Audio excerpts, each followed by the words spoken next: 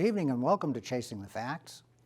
Today is January 26, 2023, and with us this evening is Christine Clancy, who is Chelmsford's Director of Department of Public Works. And I just messed up your title, so that's okay. You'll correct me later on. So Christine, we're very glad to have you with us this evening.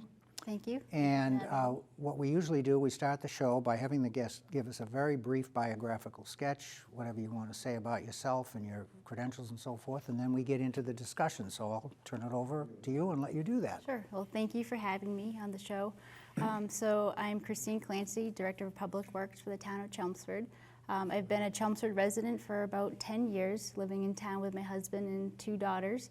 So very much part of the community. And in terms of my background, I have a civil engineering background. I first started, so I have a civil engineering degree from the University of Massachusetts at Lowell, also a master's degree in civil engineering and construction management from Northeastern University. From there, I worked with consulting firms, but for municipalities, various municipalities across the state, Cambridge being one of them, Somerville. Largely working on urban infrastructure projects, specifically sewer separation, and also components of, I guess, complete streets, large urban projects. From there, I went on to work for the City of Lowell in engineering and DPW Commissioner, and as of last April, now here in the town of Chelmsford as the DPW Director.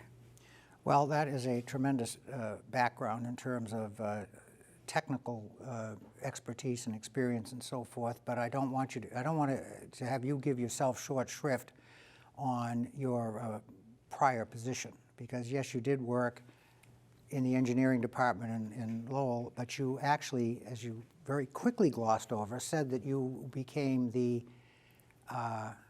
Commissioner, I think is the title in Lowell. Is that correct? DPW Commissioner. DPW Commissioner. So folks, that is the top job in the city of Lowell. It's the equivalent position to what Christine has in Chelmsford. But of course, Lowell is a much larger committee, and we'll talk, city, and we'll talk about that a little later. So that is quite an accomplishment. And how long did you have the commissioner's job in Lowell? So for just about over 2 years. Actually, when I first started as a city engineer, there was a commissioner there, Commissioner Donison. He's the one that hired me. He left within 2 months. And wow. So they were looking for an interim DPW commissioner at the time. Under the city manager, Eileen Donahue, she appointed me as the interim manager, or interim DPW commissioner. I was only there for 2 months. I didn't feel quite ready to become DPW commissioner.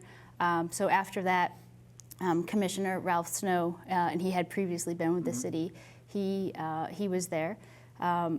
He left within a year, and the job opportunity came up again, and I went for it. At that point, I had learned more about the city, felt more confident or what that role offered.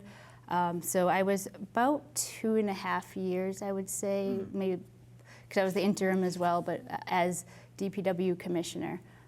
And then before that, it was the engineer, city engineer. As I say, quite an accomplishment. As you know, I have a lot of contacts in the city of Lowell, and the time that you spent as DPW commissioner there, I never ever heard a negative comment about the job that you were doing there. Everything was positive. So with that as a segue, so when I found out that you were being tapped to come to Chelmsford, I was very pleased, along with many other people who knew about your work in Lowell, and we just thought that that was a great hire, and I think you bring a lot to the table. Having that municipal experience in Lowell, much larger environment than Chelmsford, I would imagine there's very, very little that you will be seeing here in Chelmsford on your job that you haven't at least had some experience in your prior position. So, I mean, that serves the town well. One thing I want to ask you about, and I don't think I've seen this before. In our government situation, you were hired with the former DPW director still on the job, Gary Persichetti, and there was some overlap there.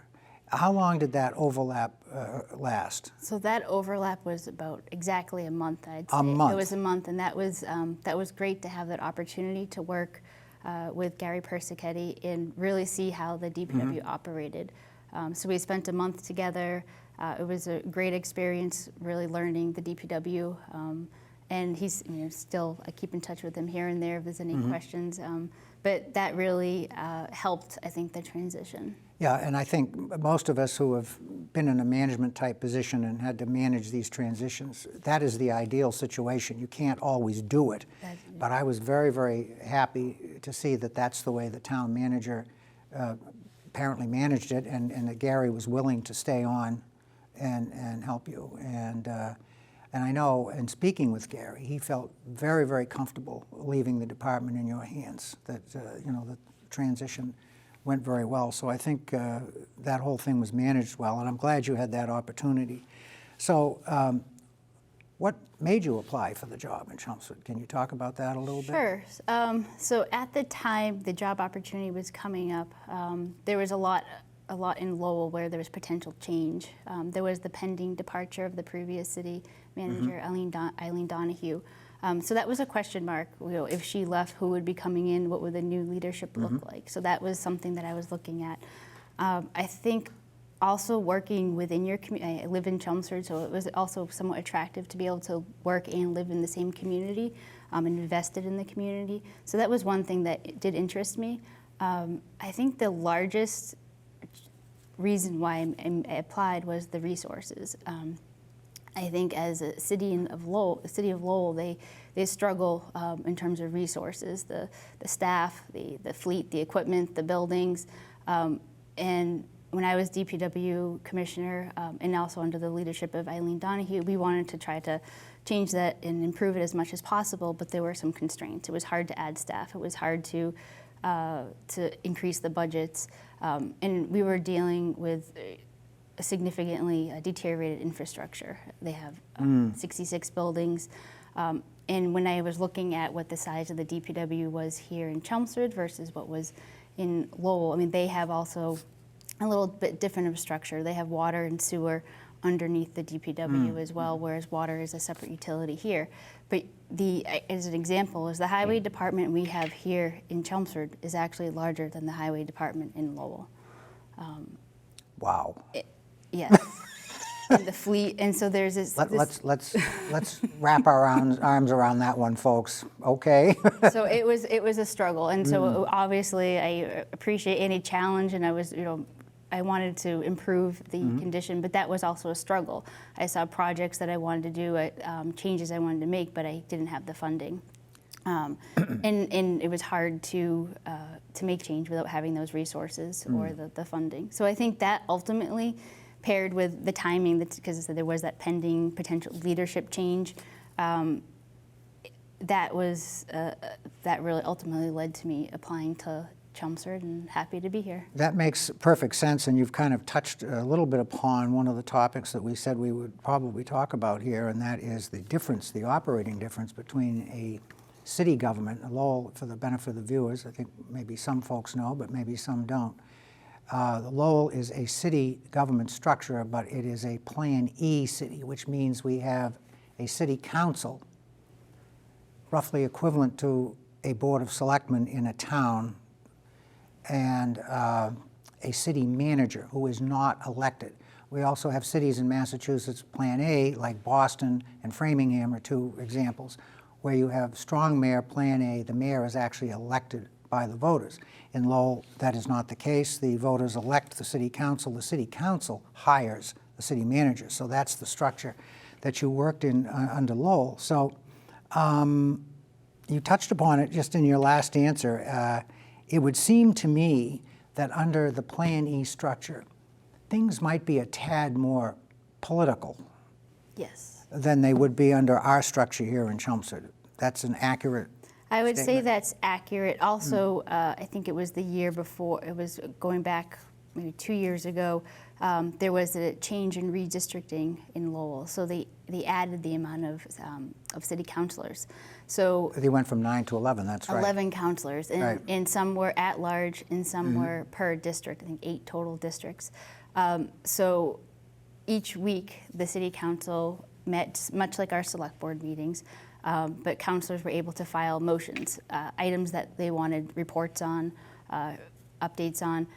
And I think there was actually a Lowell Sun article about this, but the number of motions that were filed were, I think, sometimes dozens of motions filed. When that new council first came in, I remember the article, it was astronomical compared to what it normally would have been. And of course, that whole structure is a lot more formal than our select board. I mean, Correct. like you say, if they want to discuss a topic, it has to be submitted in advance via an actual motion. The meetings are run much more formally. It's Mr. Chair, it's Councilor Mercier, it's that, it's just a whole different approach to doing things. Exactly, and I think also it does also change your focus of your work week a little bit. So and it was weekly meetings too. So weekly you were working on motion responses. I think in the summer they go to every other week.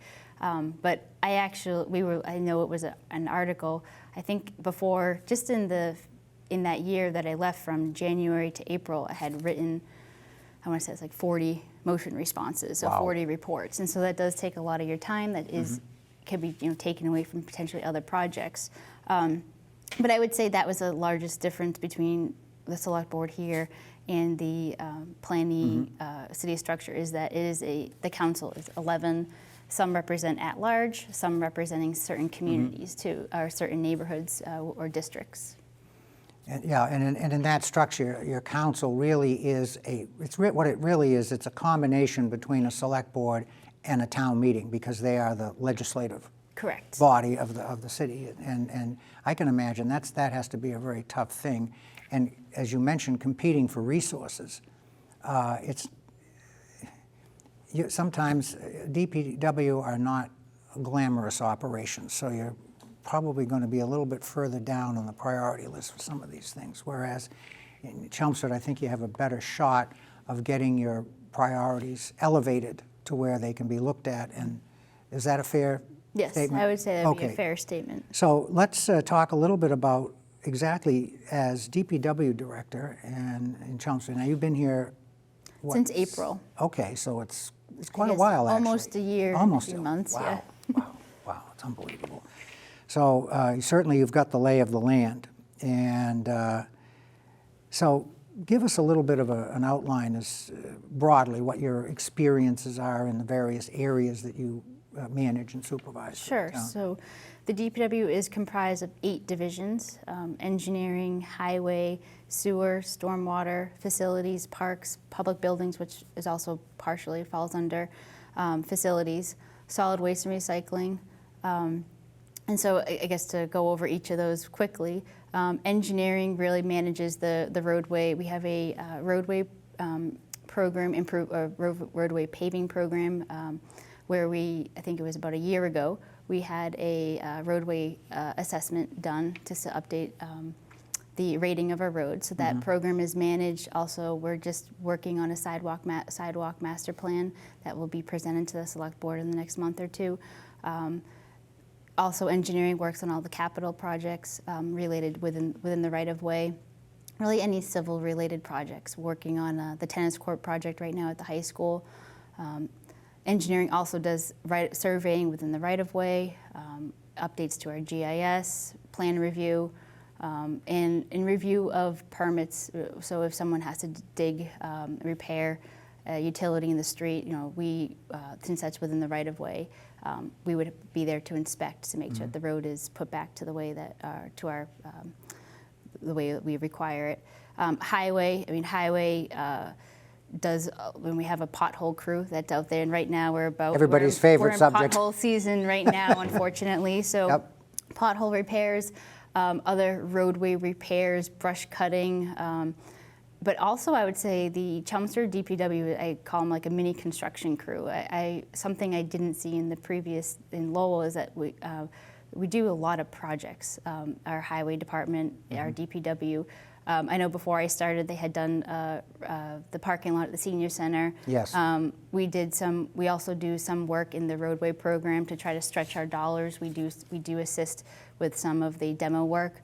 The Varney Playground is an example where our highway department went in and demoed all the playground. So that does create some savings in the project and really stretches that dollar. So highway is very busy all year round, because also right now is a busy time of year. with snow. So any type of snowstorm or anticipated inclement weather, they're busy treating the roads. And I'll throw out a number, see how close I come from my select board days. We have 210 road miles in Chelmsford, is that close? We have, so it's 210, 220, that includes private ways. I think it's 190 of public. We have 340 lane miles. So when we talk about treating roadways, it's lane mile, lane miles. That's a better measurement, I think, yeah. That's what we have. And the highway department, just I guess one item that we're piloting this year is a brining system. So we're bringing brining into the community, trying to, right now we're at 2 trucks, hopefully getting up to 3 trucks where we can pre-treat roadways ahead of a storm. There are some I restrictions. got behind one of those trucks Monday night. To stay back.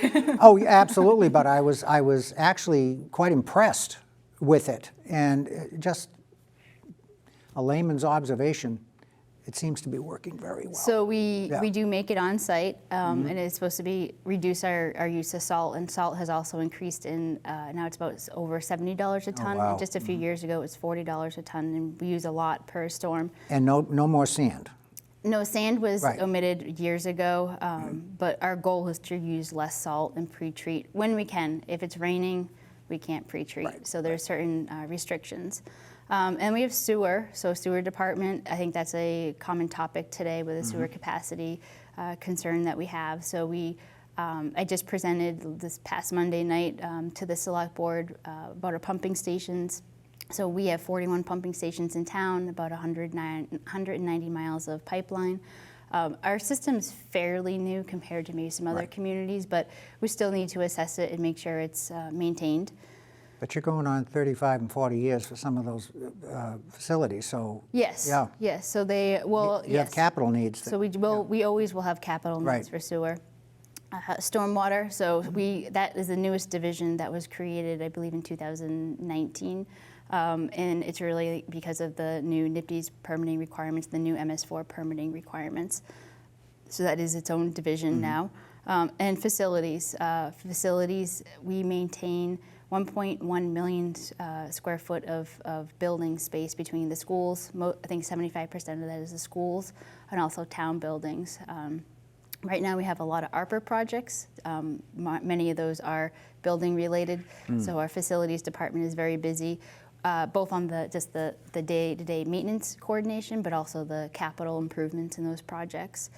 We have parks, which is somewhat related to facilities, maintaining all the parks, the little islands that we have. Mowing, especially in the summer, we have to hire additional staff just to keep up. Our playgrounds, we do have Steve Callahan, he leads a lot of our playground projects, and just this past year we had Center School, Southwell, and Varney will be finished this spring. So a lot of playground improvements that are occurring right now. And solid waste recycling, that is really it's one, Chris Haley, he came over from Lowell just after I started, but he's really that one division person, but we have that division, and they coordinate the solid waste recycling contract, also household hazardous waste days, other coordination with the sustainability committee. And I guess one thing just to note there is that at the end of this fiscal year, we're coming to the end of our solid waste recycling contract. So we did put out to bid a new contract. So we will have a new contract that starts this July. And it will be similar services, except we'll be going to weekly recycling as opposed to every other week. I think people will be very happy with that change. I know I will be, because just looking around my neighborhood, the observation is that people seem to have more recycling than they do trash, solid Yes. trash. So Yes. if you can dispose of that every week, that will definitely be very helpful. And we hope it actually promotes more recycling, because sometimes people don't want to hold the recycling, for a week. They might throw it in the trash, so we hope it promotes recycling. I guess the other addition to that is that we will have 5 yard waste and brush pickup curbside a year. So that's a big addition to the contract. So more information will be coming on that. I think we did announce it to the select board, but we haven't, really sent out any information to the citizens. You heard it here first, folks, those of you who are So watching. I'm excited for that too. Well, I am too. I think, I oh, have that's, fence all around, so I can't throw it anywhere. well, we used to have leaf pickup years and years ago, and then it was taken out because it's, you know, it's a cost-cutting measure, and, you know, you heard from residents every year, boy, can't we get that back? So, you know, this is going to be, So I think it will be. this is going to be great. I'm so pleased to hear that. It sounds like you've got a very good handle on the operations, and again, just hearing you talk about the scope and the span of control that you have. Again, a lot of these things are invisible to people. I mean, you see the guys working on the highway and so forth, and we all hit the potholes, and, you know, our vocabulary is enhanced by that, I suppose. But it is a tremendous effort. And you mentioned bringing somebody over from Lowell. Now, have you been able to hire a few folks? I know we've had some. I think we had a couple of retirements in the department, and some people left for other positions and so forth. So have you been able to bring in Yes. any staff? So there's been a lot of new new faces at DPW. So as far as new staff, right around the time that I started, myself, Chris Haley's our solid waste recycling coordinator, sustainability, really his title is sustainability manager. He wears a couple hats. Also, we have a new town engineer, Tony Rapucci.